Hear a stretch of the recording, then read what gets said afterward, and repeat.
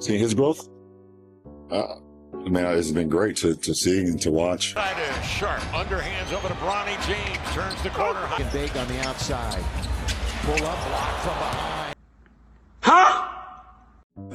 And he's still young. I mean, obviously just turned 21 not too long ago, and he's still learning and, still getting better with each and every rep. I am pleading with LeBron James as a father. Stop this.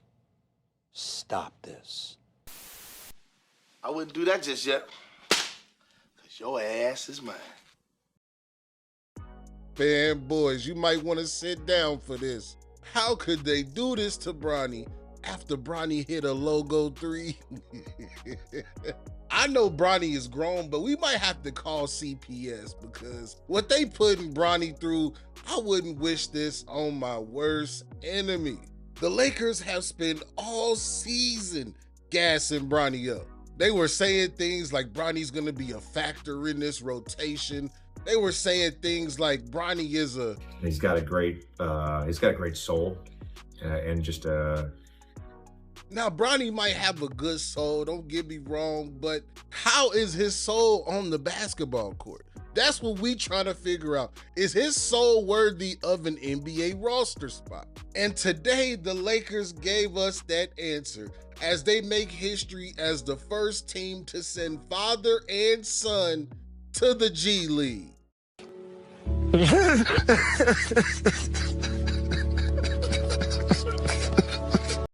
I'm sorry, fanboys. I'm sorry you had to find out like this.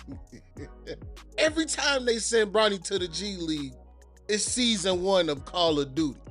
Why is that? Black Ops 7 just came out and now Bronny getting sent back to the G League. Some ain't adding up. And before we get into the article, I want to ask y'all a question. Are you taking Bronny James over Nick Smith Jr.? Don't worry, I'll wait. If you said Bronny James, man, we just gonna pray for you, all right? But the Lakers announced today that Bronny LaSue James and Ford Adu have been assigned to the team's G League affiliate, the South Bay Lakers. This is per Dave McMenamin. This must be why LeBron kicked Bronny out of the house. He's not a resident anymore, so we don't talk as much. He has his own place, so I can't just. But he's great. He's great. Bronny, how are you? There you go. Now I know this is supposed to be a joke, but if you look at LeBron's face for real, it really wasn't a joke to him. Because he tried to do everything he can so Bronny can succeed on the Lakers. He turned the Wi-Fi off, he put parental controls on his iCloud, and still, Bronny kept playing that game. And the last straw for LeBron was when he got up for that workout and seen you up grinding camos. And LaDad told you, "You have failed me for the last time, Admiral." And then Bron kicked you out and sent you back to the G League. But Bronny, you gotta look at this as one of the best things that has happened to you. You know why? This gives you an opportunity to follow your dream. And that dream is to win the Call of Duty Championship. This is the first time the Wi-Fi has ever been in your name, Bronny. And I know you know what to do with it. It's time to get that streaming degree, man.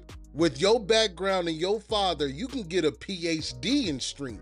You don't have to go through the struggles that somebody that's unknown has to do as a content creator. When you got 0 subs to that first 1,000, you a high school dropout. But at that first 1,000, you get your GED or your diploma. Then when you hit 20K, you get your associate's degree. I just got my associate's degree. Then when you hit 50K, you get that bachelor. You know what I mean? Because you knowing a little bit more about the game now. Then when you hit that 100K, that's when you get your master's degree. You are officially a master at this game of YouTube.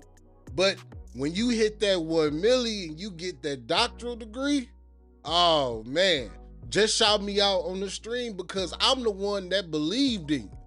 I believe in you, Bronny. I just don't believe in your basketball skills. You can convince the media that you want to play basketball, but you can't convince me.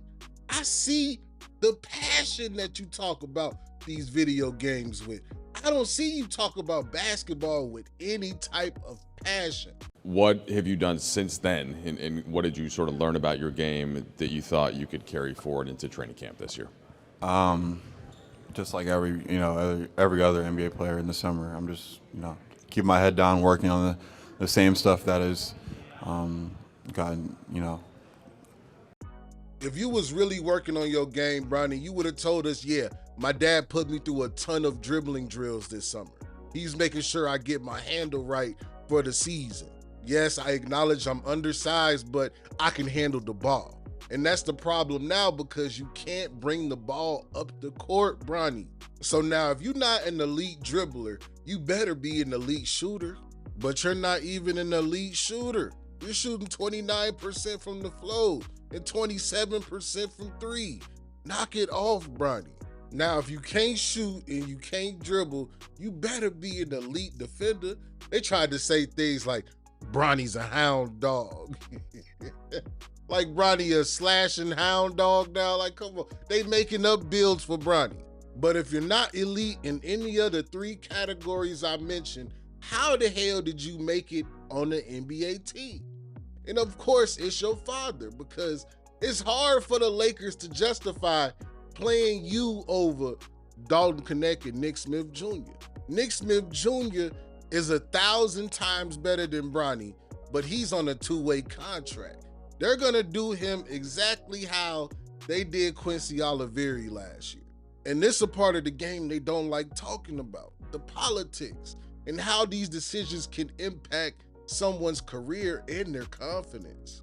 Think about what Quincy Oliveri could have been going through mentally, knowing that he's doing every single thing the right way. Y'all remember the preseason last year, that 22-point game he had against the Warriors where he was thanking God, he was crying, he was just so happy to be there. He loved Curry so much.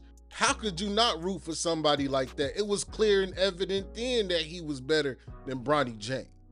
But the Lakers chose Bronny over Quincy Oliveri. Quincy Oliveri did everything. He even befriended Bronny. They became good friends. He started training with Bronny. He was helping Bronny get better. And then the Lakers got rid of him. We are about to watch the same thing happen to Nick Smith Jr. After LaFauty Sr. leaves, it's going to be hard for the Lakers to justify keeping Bronny on this roster. But right now, I do think the G League is what's best for him. Because right now, he do not belong on the NBA roster. You know, he'll have a game where he'll score a couple of points because the team is completely ignoring him, but he does not belong in the NBA. And my prediction is that Bronny, along with his father, will be exiting the Lakers at the same time. But this is the part of the video where I need y'all to beat the comment section up. Are you surprised Bronny James is headed back to the G League?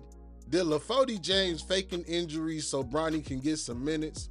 Is Bronny better than Nick Smith Jr.? Let me know in the comment section. If you think LaFauty and LaSole will exit the Lakers in a package deal, don't forget to hit me with the HBO special.